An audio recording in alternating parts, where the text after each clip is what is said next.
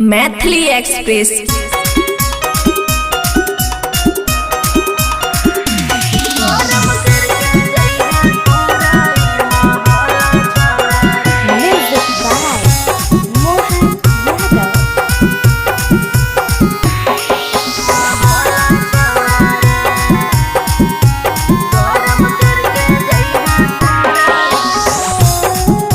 खुशी recording studio मलुआहा।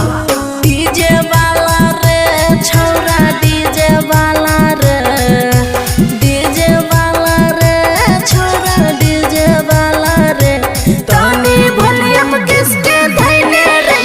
DJ वाला रे गरम करके जइहे पूरा ई मोहल्ला छौरा रे। डीजे वाला रे छौरा, डीजे वाला रे, डीजे वाला रे छौरा, डीजे वाला रे तनी वॉल्यूम किसके जइहे छौरा। डीजे वाला रे गरम करके जइहे पूरा ई मोहल्ला छौरा रे।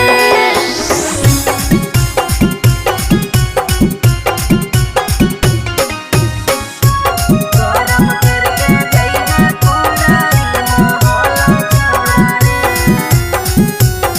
मोहल्ला छौरा रे।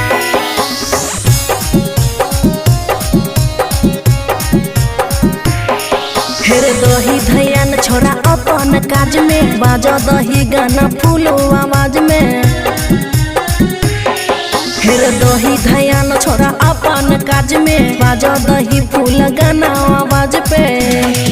हेरे बाजा दही रे छौरा, बाजा दही रे, बाजा दही रे छौरा, बाजा दही रे छौरी मौगी सबके आगे भरा दही नाचे रे तनी वॉल्यूम किसके धैले रही है। डीजे वाला रे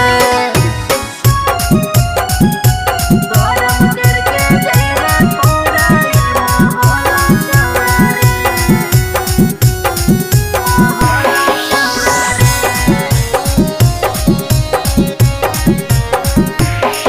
हेरे खुशियाँ तब कहो रंगीला राहुल, धीरज धरे ने हो बेरे बाउल। हेरे खुशियाँ तब कहो रंगीला राहुल, धीरज धरे ने हो बेरे बाउल।